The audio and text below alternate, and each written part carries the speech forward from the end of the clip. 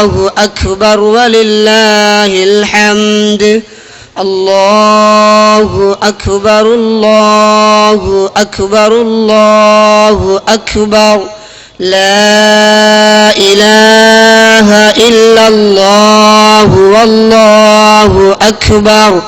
الله أكبر ولله الحمد.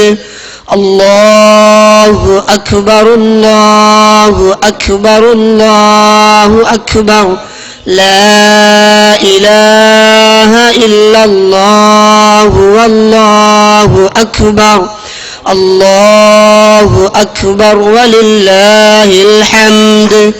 الله أكبر الله أكبر الله أكبر. الحمد لله الذي خلق فسوى والذي قدر فهدى. نحمده ونستعينه ونستغفره ونؤمن به ونتوكل عليه ونعوذ بالله من شرور أنفسنا ومن سيئات أعمالنا.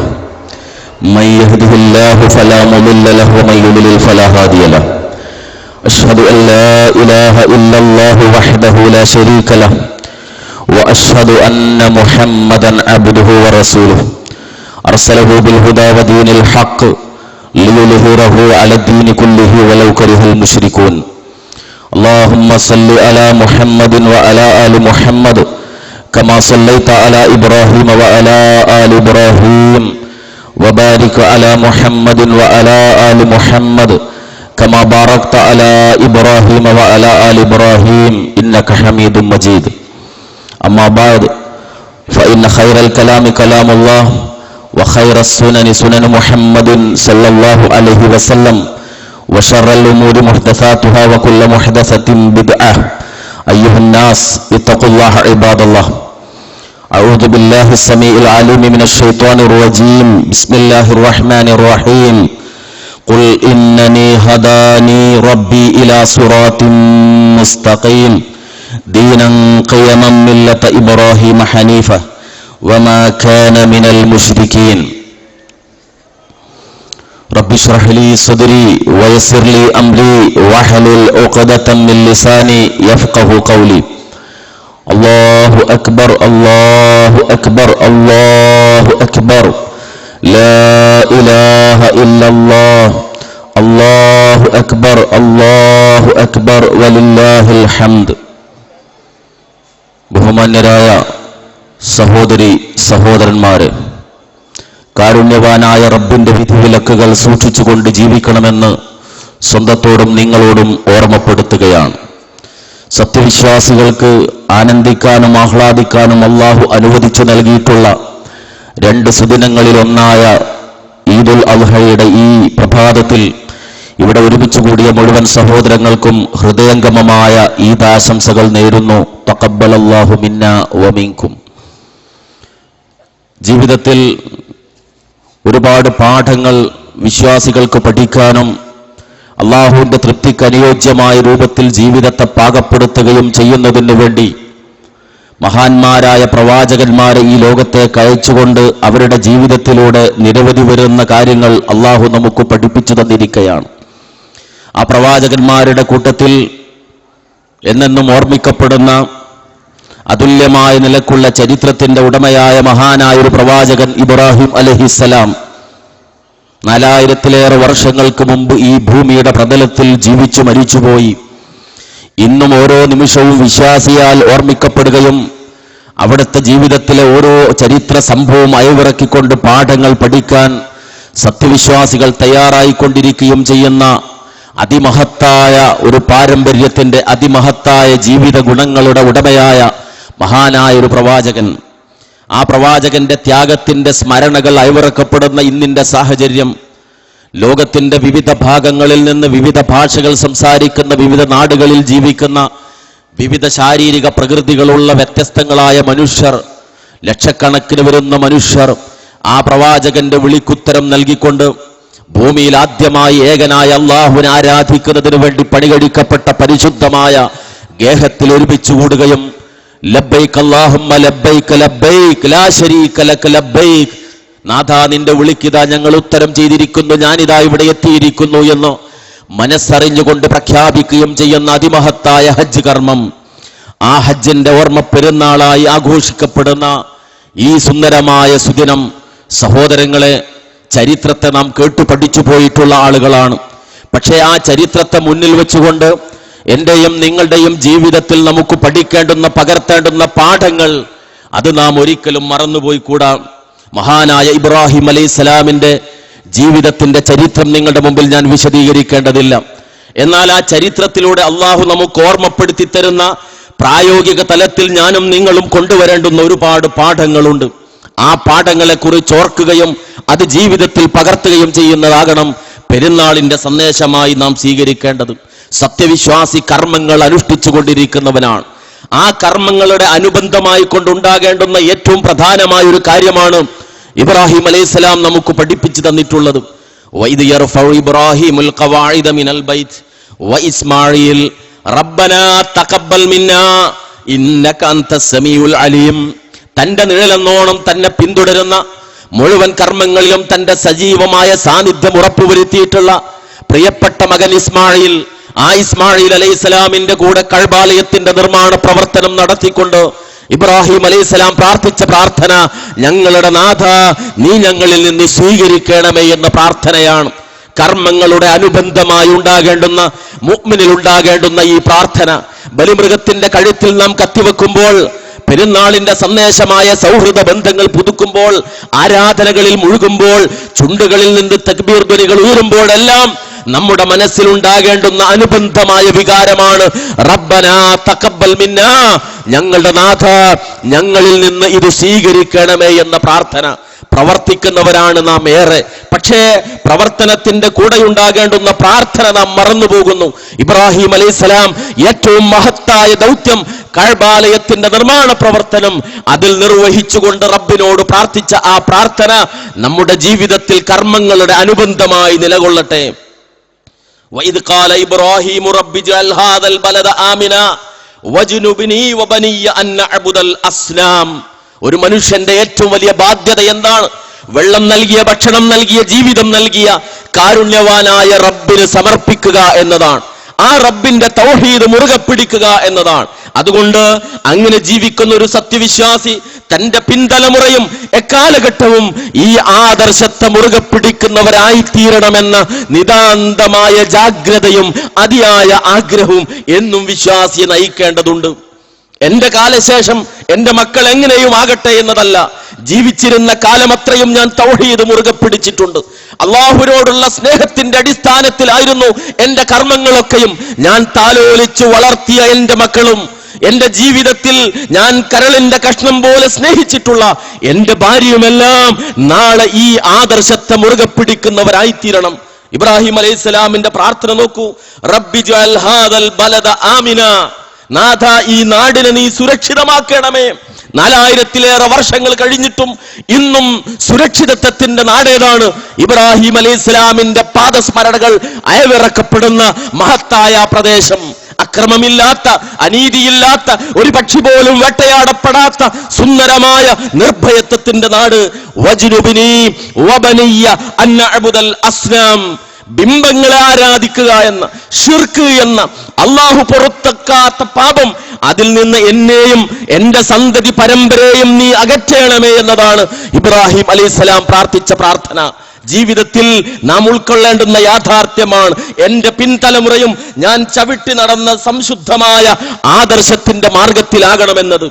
തവക്കുൽ ജീവിതത്തിലെ സുന്ദരമായൊരു വികാരമാണ്. നമ്മുടെ വീടിന്റെ ഡോറിന്റെ മുകളിൽ ആ ബോർഡുണ്ട്. നാം ഓടിക്കുന്ന വാഹനത്തിന്റെ ഡ്രൈവിംഗ് സീറ്റിനടികെ ആ ബോർഡുണ്ട്, തവക്കൽതു അലല്ലാഹ്.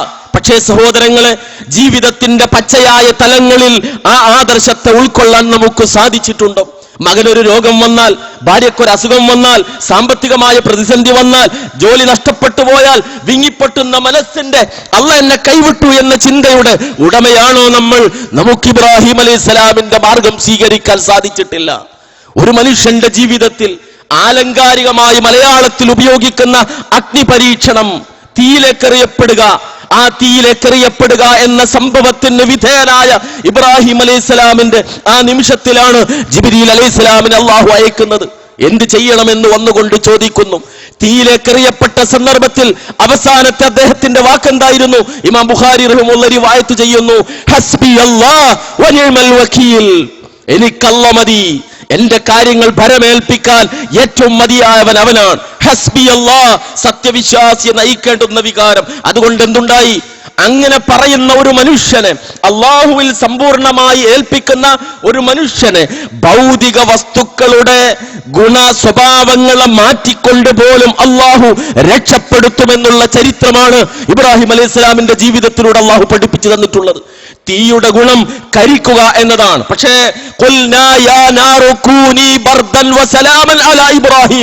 അഗ്നി, നീ ഇബ്രാഹിമിന് തണുപ്പും രക്ഷയുമായി കൊള്ളുക എന്ന് പറഞ്ഞ് തീയുടെ ഭൗതിക സ്വഭാവത്തെ മാറ്റിയിട്ടാണ് ഇബ്രാഹിം അലൈഹി സ്വലാമിന്റെ സംരക്ഷണം അള്ളാഹു ഏറ്റെടുത്തിരിക്കുന്നത്. റബ്ബിൽ ഏൽപ്പിക്കേണ്ടുന്ന രൂപത്തിൽ ഏൽപ്പിച്ചു കഴിഞ്ഞാൽ ഇതേ വിധത്തിൽ ഭൗതിക വസ്തുക്കളുടെ സ്വഭാവ ഗുണങ്ങളെ മാറ്റിക്കൊണ്ടുപോലും അചിന്തനീയമായ നിലക്ക് അള്ളാഹു നമ്മുടെ കാര്യം ഏറ്റെടുക്കുമെന്നുള്ള പാഠമാണ് ഈ ചരിത്രത്തിലൂടെ പടച്ച തമ്പുരാൻ നമുക്ക് പഠിപ്പിച്ചു തരുന്നത്. ഇതേപോലെ ജീവിതത്തിലെ ഏറ്റവും വലിയ ഒരു ഭാഗ്യമാണല്ലോ അള്ളാഹു നൽകിയിട്ടുള്ള സന്തതി. ഇസ്മായിൽ എന്ന കുഞ്ഞ്, ആ കുഞ്ഞിനെ ചരിച്ചു കിടക്കുന്ന ഘട്ടം ഏതൊരു പിതാവിന്റെയും ദൗർബല്യമാണല്ലോ. മക്കൾ ഗൾഫിലേക്ക് പോകുന്ന സമയത്ത് എയർപോർട്ടിൽ വെച്ച് യാത്ര അയക്കുന്ന സന്ദർഭത്തിൽ അരക്കെട്ടിന് പിടിച്ച് ഉപ്പ എന്ന് വിളിച്ച് കരയുന്ന പിഞ്ചു കുഞ്ഞിന്റെ ഓർമ്മ ഏതു മനസ്സിലാണ് വിങ്ങിപ്പൊട്ടൽ ഉണ്ടാക്കാത്തത്?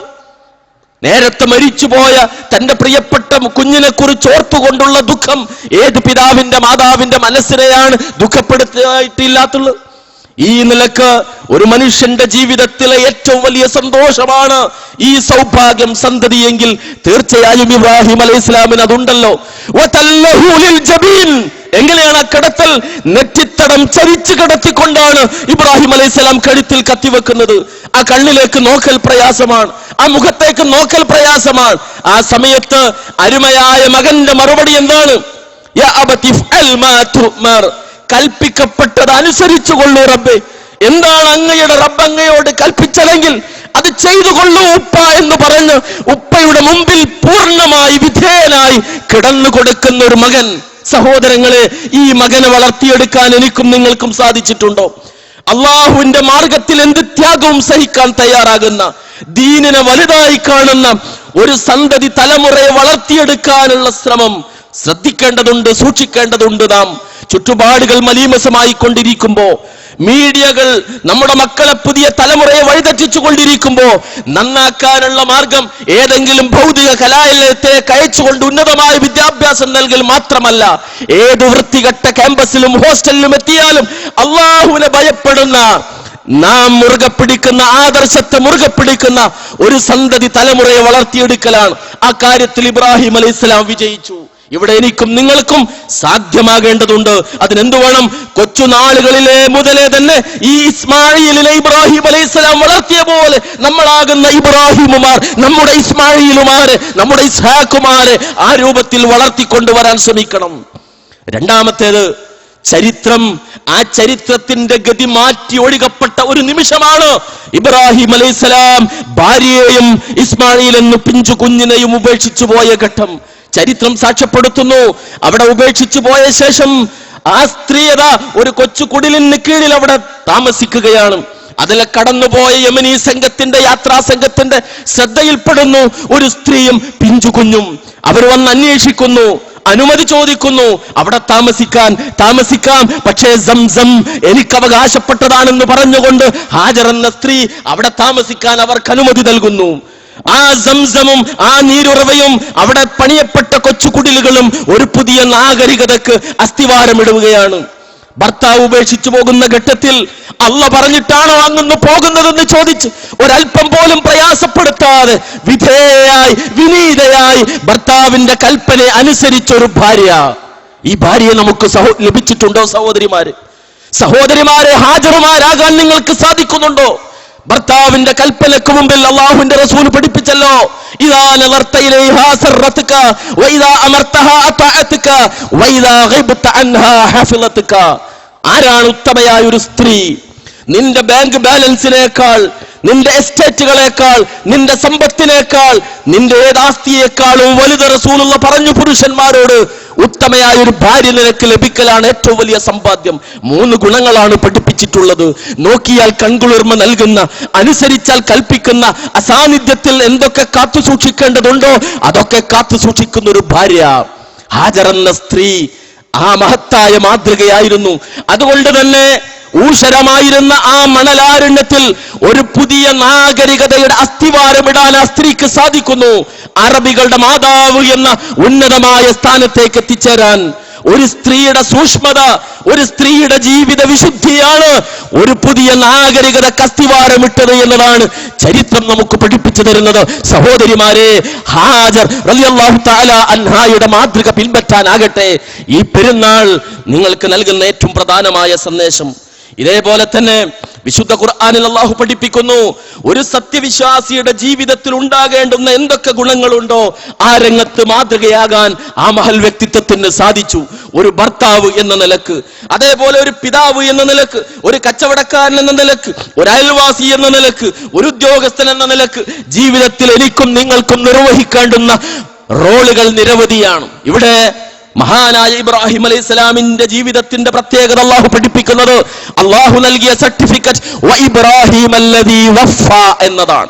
കടമകൾ സമ്പൂർണമായി നിറവേറ്റിയവനായ ഇബ്രാഹിം അല്ലാഹുവിനോടുള്ള ബാധ്യത നിറവേറ്റി, സൃഷ്ടികളോടുള്ള ബാധ്യത നിറവേറ്റി. ഈ 2 തലത്തിലുമുള്ള ബാധ്യതാ നിർവഹണത്തിന്റെ കാര്യത്തിൽ വിജയിച്ചു ഇബ്രാഹിം അലൈഹിസ്സലാം. എനിക്കും നിങ്ങൾക്കും വിജയിക്കാൻ സാധിക്കുന്നുണ്ടോ? ഒരു പ്രാർത്ഥന ഇന്ന് എന്റെയും നിങ്ങളുടെയും മനസ്സ് വെമ്പൽ കൊള്ളുന്നു ആ പരിശുദ്ധമായ കഅബാലയത്തിലേക്ക് എത്തിച്ചേരാൻ. ലക്ഷക്കണക്കിന് ആളുകൾ ലോകത്തിന്റെ നാനാഭാഗങ്ങളിൽ നിന്ന് ഒഴുകിക്കൊണ്ടിരിക്കുന്നു. രാവും പകലും വ്യത്യാസമില്ലാത്ത പരിശുദ്ധമായ മക്കയിലെ മസ്ജിദുൽ ഹറമിന്റെ പരിസരം. സഹോദരങ്ങളെ, ആ മണ്ണിൽ വെച്ച് 4000-ലേറെ വർഷങ്ങൾക്ക് മുമ്പ് നടന്നൊരു ദുആയുണ്ട്. പിഞ്ചു കുഞ്ഞിനെ വിട്ടുവെച്ച് പോകുന്ന ഘട്ടത്തിൽ നടത്തിയൊരു ദുആ, റബ്ബനാ ഇന്നി അസ്കൻതു മിൻ ദുർരിയതി ബിവാദിൻ ഗൈരി ദീ സർഇൻ ഇൻദ ബൈതികൽ മുഹറം റബ്ബനാ ലിയുഖീമുസ് സ്വലാത്ത് ഫജ്അൽ അഫ്ഇദതൻ മിനൻ നാസി തഹ്വി ഇലൈഹിം വർസുഖ്ഹും മിനസ് സമറാത്ത് ലഅല്ലഹും യശ്കുറൂൻ. പ്രിയപ്പെട്ട ഭാര്യയെയും പ്രിയപ്പെട്ട കുഞ്ഞിനെയും വിട്ടേച്ചു പോയപ്പോ ഇബ്രാഹിം അലൈഹിസ്സലാം നടത്തിയ ദുആയാണ്, റബ്ബനാ ഞങ്ങളുടെ നാഥ, ഇന്നി അസ്കൻതു മിൻ ദുർരിയതി ബിവാദിൻ ഗൈരി ദീ സർഇൻ, ഒരു കൃഷിയുമില്ലാത്ത, ഒരു പച്ചപ്പുമില്ലാത്ത ഈ താഴ്വാരത്തിലാണ് ഞാനിതാ എന്റെ പിഞ്ചു കുഞ്ഞിനെ, എന്റെ സന്തതിയെ വിട്ടേച്ചു പോകുന്നത്. എവിടെ? ഇൻദ ബൈതികൽ മുഹറം, നിന്റെ പരിശുദ്ധ ഭവനത്തിനരികെ. എന്തിനു വേണ്ടി? റബ്ബനാ ലിയുഖീമുസ് സ്വലാത്ത്, അവർ ആരാധന നിലനിർത്തുന്നവരായി തീരാൻ വേണ്ടി. അതുകൊണ്ട് ഫജ്അൽ അഫ്ഇദതൻ മിനൻ നാസി തഹ്വി ഇലൈഹിം, മനുഷ്യരുടെ മനസ്സ് നീ അവരോട് ചായ്വുള്ളതാക്കി മാറ്റണമേ. ഇബ്രാഹിം അലൈഹിസ്സലാം പ്രാർത്ഥിക്കുകയാണ്. അന്ന് അവിടെ ജനവാസമില്ല, മൂന്നാമത്തെ ഒരാളില്ല. പക്ഷേ ആ പ്രവാചകന്റെ പ്രാർത്ഥന, ആളുകളുടെ മനസ്സ് നീ ഇവരോട് അലിവുള്ളതാക്കി മാറ്റണമേ എന്നാണ്. ഇന്ന് കോടാനുകോടി മനുഷ്യരുടെ മനസ്സ് ആ മണ്ണിലേക്ക് സ്നേഹമുള്ളതായി, ആ ചരിത്രത്തോട് താതാത്മ്യപ്പെടാൻ തയ്യാറായി മാറിയിരിക്കുന്നു. മഹാനായ പ്രവാചകന്റെ പ്രാർത്ഥന, റബ്ബനാ വജ്അൽനാ മുസ്ലിമൈനി ലക്, ഞങ്ങളെ 2 പേരെയും നിനക്ക് കീഴൊതുങ്ങുന്നവരാക്കണമേ. ജീവിതത്തിലെ മുഴുവൻ പരീക്ഷണത്തിലും വിജയിച്ച ശേഷം ഇബ്രാഹിം അലൈഹിസ്സലാമിന്റെ പ്രാർത്ഥന, ഞങ്ങളെ 2 പേരെയും മുസ്ലിമാക്കണമേ എന്നാണ്. നാം മനസ്സിലാക്കിയതിന്റെ ഒരുപാട് അപ്പുറത്താകുന്നു സഹോദരങ്ങളെ ഇസ്ലാം. എല്ലാത്തിലും വിജയിച്ചിട്ട് വീണ്ടും ഇബ്രാഹിം അലൈഹിസ്സലാം പ്രാർത്ഥിക്കുന്നത്, ഞങ്ങളെ നീ മുസ്ലിമാക്കണമേ. രണ്ടാമത്തെ ദുആ, റബ്ബനാ വബ്അസ് ഫീഹിം റസൂലൻ മിൻഹും യത്ലൂ അലൈഹിം ആയാതിക വയുഅല്ലിമുഹുൽ കിതാബ വൽ ഹിക്മ വയുസക്കീഹിം. എന്റെ ഈ സന്തതി പരമ്പരയിൽ നിന്ന് നിന്റെ വേദഗ്രന്ഥവും തത്വജ്ഞാനവും പഠിപ്പിക്കുന്ന, ജനങ്ങൾ അതുപയോഗിച്ച് സംസ്കരിക്കുന്ന ഒരു റസൂലിനെ നീ അയക്കണമേ. ആ പ്രാർത്ഥനയുടെ ഫലമാണ് ഇസ്മാഈൽ അലൈഹിസ്സലാമിന്റെ സന്തതി പരമ്പരയിൽ മഹാനായ മുഹമ്മദ് റസൂലുള്ളാഹി സ്വല്ലല്ലാഹു അലൈഹി വസല്ലമ ജനിച്ചു എന്നുള്ളത്. അതുകൊണ്ട് തന്നെ ആ പ്രാർത്ഥനയുടെ ഫലം, ആ തവക്കുലിന്റെ ഫലം, ആ സമർപ്പണത്തിന്റെ ഫലം ചരിത്രത്തിലെ നീണ്ട നൂറ്റാണ്ടുകളിൽ പിന്നീടും നമുക്ക് കാണാൻ സാധിക്കുകയാണ്. അതോടൊപ്പം തന്നെ ഏറ്റവും പ്രധാനമായ മറ്റൊരു പാഠം, വിശ്വാസിയുടെ ഏറ്റവും പ്രധാനമായ ബന്ധം എന്തിന്റെ പേരിലാണ്? ആദർശത്തിന്റെ പേരിലുള്ള ബന്ധമാണ്. ലാ ഇലാഹ ഇല്ലല്ലാഹ് ഉണ്ടാക്കുന്ന ബന്ധമാണ്. ആ ബന്ധത്തിനപ്പുറത്തു വിലയുള്ള സ്ഥാനമുള്ള മറ്റൊരു ബന്ധവുമില്ല. പിതാവായ ഇബ്രാഹിം അലൈഹിസ്സലാമിന്റെ പിതാവ് ആസർ എന്ന മനുഷ്യൻ, ബിംബത്തെ നിർമ്മിച്ച് കച്ചവടം ചെയ്തിരുന്ന മനുഷ്യൻ, ആ മനുഷ്യന് വേണ്ടി ഇസ്തിഗ്ഫാർ, പാപമോചനത്തിന് വേണ്ടി പ്രാർത്ഥിക്കാൻ അനുമതി ചോദിച്ച് ആദ്യം അനുമതി ലഭിച്ചു. പക്ഷേ പിന്നീട് അക്കാര്യത്തിൽ നിന്ന് അദ്ദേഹം വിട്ടുപിരിയുന്ന രംഗം അല്ലാഹു ഓർമ്മപ്പെടുത്തുന്നു. മാ കാന ലിന്നബിയ്യി വല്ലദീന ആമനു അൻ യസ്തഗ്ഫിറൂ ലിൽ മുശ്രികീന വലൗ കാനൂ ഉലീ ഖുർബാ മിൻ ബഅദി മാ തബയ്യന ലഹും അന്നഹും അസ്ഹാബുൽ ജഹീം. മുഹമ്മദ് നബി സല്ലല്ലാഹു അലൈഹി വസല്ലമയെ അല്ലാഹു പഠിപ്പിക്കുകയാണ്, തീർച്ചയായും താങ്കൾക്കോ താങ്കളുടെ കൂടെയുള്ള ആളുകൾക്കോ മുശ്രിക്കുകൾക്ക് വേണ്ടി ഇസ്തിഗ്ഫാറിന് വേണ്ടി തേടാൻ യാതൊരു അവകാശവുമില്ല. അവർ എത്ര അടുത്ത ബന്ധുക്കളായിരുന്നാലും ശരി, അവർ നരകത്തിന്റെ ആളുകളാണെന്ന് വ്യക്തമായി കഴിഞ്ഞ ശേഷം അവർക്ക് വേണ്ടി പാപമോചനത്തിന് വേണ്ടി പ്രാർത്ഥിക്കാൻ അവകാശമില്ല. വമാ കാന ഇസ്തിഗ്ഫാറു ഇബ്രാഹിം ലി അബീഹി ഇല്ലാ അൻ മൗഇദത്തിൻ വഅദഹാ ഇയ്യാഹു. ഇബ്രാഹിം അലൈഹിസ്സലാം തന്റെ ഉപ്പക്ക് അങ്ങനെ ഒരു കരാർ നൽകിയിരുന്നു എന്നതുകൊണ്ട് മാത്രമാണ് തീർച്ചയായും നാം അതിന് അനുമതി നൽകിയിട്ടുള്ളത്. ഫലമ്മാ തബയ്യന ലഹു അന്നഹു അദുവ്വുൽ ലില്ലാഹി തബറഅ മിൻഹു. അദ്ദേഹം അല്ലാഹുവിന്റെ ശത്രുവാണെന്ന് ബോധ്യപ്പെട്ട ശേഷം പിന്നീട് ഇബ്രാഹിം അലൈഹിസ്സലാം ആ കാര്യത്തിൽ നിന്ന് പിന്തിരിയുകയും ചെയ്തു. ഇവിടെ മർമ്മപ്രധാനമായ മറ്റൊരു കാര്യം, ആധുനിക കാലഘട്ടത്തിൽ പണ്ടും അന്നും ഇന്നുമെല്ലാം ഇസ്ലാമിന്റെ ഏറ്റവും വലിയ ശത്രുക്കളായിട്ട് രംഗത്ത് വന്നിട്ടുള്ള ജൂതന്മാർ, അതേപോലെ തന്നെ സത്യത്തിന്റെ മാർഗത്തിൽ നിന്ന് വ്യതിചലിച്ചു പോയിട്ടുള്ള ക്രിസ്ത്യാനികൾ, ഇവർ അവകാശപ്പെട്ടു പോരാറുള്ള കാര്യം ഞങ്ങളുടെ പ്രവാചകനാകുന്നു ഇബ്രാഹിം അലൈഹിസ്സലാം.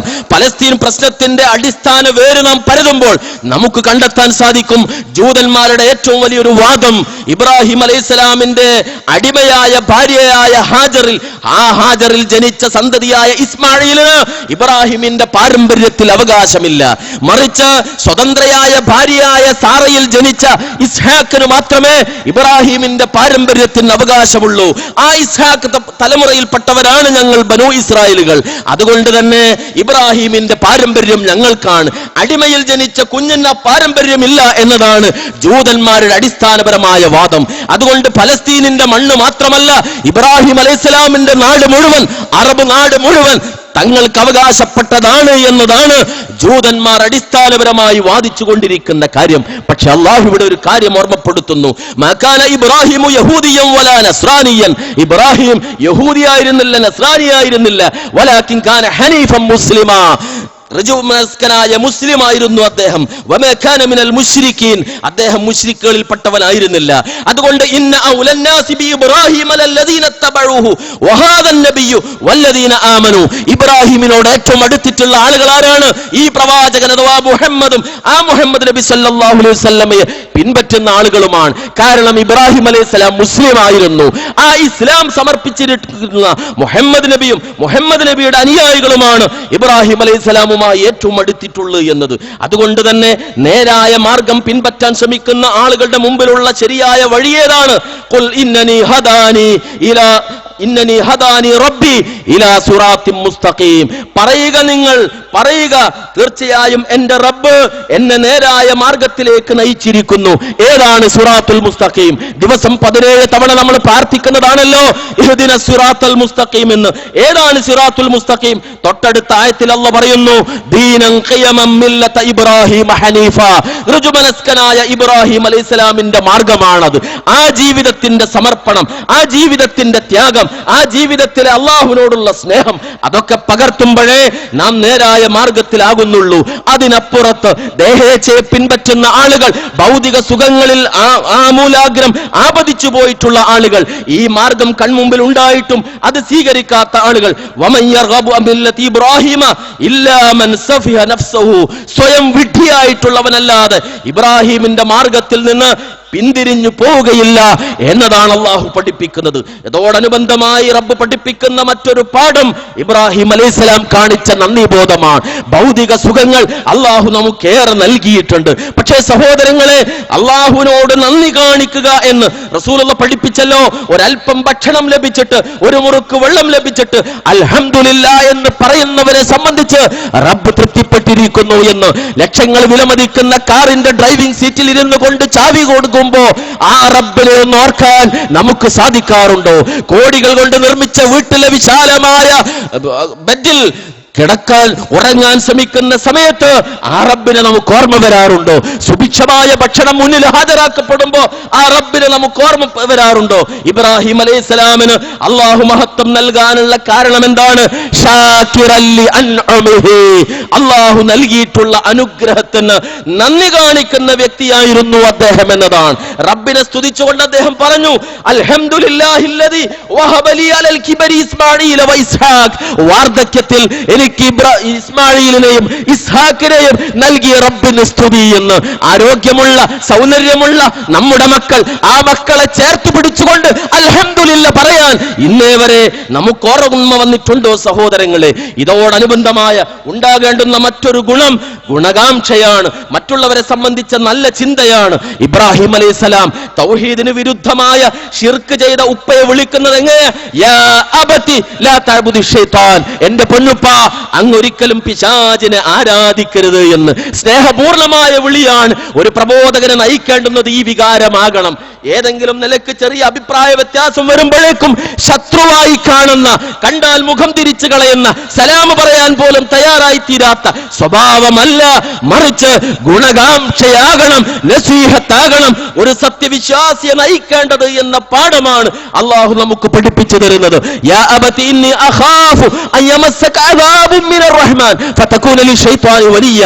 എന്റെ പ്രിയപ്പെട്ട ഉപ്പ, അങ്ങ് പിശാചിന്റെ കൂട്ടുകാരനാകുന്നതും അങ്ങയെ നരകാഗ്നി ബാധിക്കുന്നതും ഭയപ്പെടുന്നു ഞാനെന്ന് ഉപ്പയുടെ മുഖത്ത് നോക്കി ഗുണകാംക്ഷയോടുകൂടി സത്യം വെട്ടിത്തുറന്ന് പറഞ്ഞുകൊണ്ടാണ് ആദർശധീരനായ ആ മകൻ വീട്ടിൽ നിന്ന് ഇറങ്ങിപ്പോരുന്നത്. നമുക്ക് പകർത്താനുള്ള മാതൃകയാണ്. എന്നാൽ ഏതെങ്കിലും നിലക്ക് ആശയത്തിന്റെ കാര്യത്തിൽ വിട്ടുവീഴ്ച കാണിക്കേണ്ടതുണ്ടോ? ഒരു ബഹുമത സമൂഹത്തിൽ ജീവിക്കുമ്പോൾ എല്ലാ ആളുകളുമായി ഉത്തമമായ നിലക്ക് പെരുമാറുന്നതോടൊപ്പം തന്നെ ആശയത്തിന്റെ ആദർശത്തിന്റെ കാര്യത്തിൽ വേറിട്ട് നിൽക്കാൻ സത്യവിശ്വാസിക്ക് സാധിക്കണം. ഇബ്രാഹിം അലൈഹിസ്സലാമിന്റെ ചരിത്രത്തിലൂടെ അള്ളാഹു ആ പാഠമാണ് പഠിപ്പിക്കുന്നത്. ഇത് ഖാലൂ ലിഖൗമിഹിം ഇന്നാ ബുറാഉ മിൻകും വമിമ്മാ തഅബുദൂന മിൻ ദൂനില്ലാ കഫർനാ ബികും വബദാ ബൈനനാ വബൈനകുമുൽ അദാവത്തു വൽ ബഗ്ളാഉ അബദൻ ഹത്താ തുഅ്മിനൂ ബില്ലാഹി വഹദ. ഇബ്രാഹിം അലൈഹിസ്സലാമും അദ്ദേഹത്തിന്റെ മാർഗം സ്വീകരിച്ച ആളുകളും അവിശ്വാസികളോട് പറഞ്ഞ വാക്കാണ്, നിങ്ങൾ ഏകനായ അള്ളാഹുവിനെ ആരാധിക്കുന്നവരെ, ഞങ്ങൾക്കും നിങ്ങൾക്കും ഇടയിൽ ഇതാ വേർതിരിവ് കൽപ്പിക്കപ്പെട്ടിരിക്കുന്നു, നമുക്കിടയിൽ ശത്രുതയും വിദ്വേഷവും ആരംഭിച്ചിരിക്കുന്നു എന്ന് തുറന്നു പറയാൻ അവർ തയ്യാറായി തീർന്നു. ഈ നിലക്ക് ആദർശ വിഷയത്തിൽ വിട്ടുവീഴ്ചയില്ലാത്ത സമീപനം, എന്നാൽ മനുഷ്യരെന്നുള്ള നിലക്ക് ഏറ്റവും ഗുണകാംക്ഷയോടുകൂടുള്ള സമീപനം, അതാകണം ഒരു വിശ്വാസി സ്വീകരിക്കേണ്ടത് എന്ന പാഠമാണ് ഇബ്രാഹിം അലൈഹിസ്സലാമിന്റെ ചരിത്രം നമുക്ക് പഠിപ്പിച്ചു തരുന്നത്. സഹോദരങ്ങളെ, ഇന്നിന്റെ ദിനം, വരുന്ന ദിനങ്ങൾ അല്ലാഹു അക്ബർ അല്ലാഹു അക്ബർ അല്ലാഹു അക്ബർ എന്ന് ആവർത്തിച്ച് പ്രഖ്യാപിക്കുന്ന ആളുകളാണ് നമ്മൾ. അതൊരു അധര വ്യായാമമായി ചുണ്ടുകൊണ്ട് മാത്രം പറയേണ്ടുന്ന ഒരു മന്ത്രമല്ല, മറിച്ച് അല്ലാഹു അക്ബർ പറയുന്ന നമ്മെ സംബന്ധിച്ചിടത്തോളം നമ്മുടെ കച്ചവടം അല്ലാഹുവിനേക്കാൾ വലുതായിക്കൂടാ, നമ്മുടെ ആസ്തികൾ, നമ്മുടെ സ്വത്തുക്കൾ അല്ലാഹുവിനേക്കാൾ വലുതായിക്കൂടാ, റബ്ബിന്റെ മാർഗത്തിലുള്ള പ്രവർത്തനത്തെക്കാൾ ഭൗതികതയോടുള്ള സ്നേഹം നമുക്ക് വലുതാകുന്നുവെങ്കിൽ ഇല്ല, നമ്മൾ പറയുന്ന അല്ലാഹു അക്ബറിന് അർത്ഥമില്ല. അതുകൊണ്ട് നാം നൽകുന്ന, നാം സമർപ്പിക്കുന്ന ഓരോ സമർപ്പണവും, ഓരോ ആരാധനയും ഈ വികാരം ഉൾക്കൊണ്ടുകൊണ്ടാകണം. ഇന്ന് നാം ബലിയർക്കുമ്പോ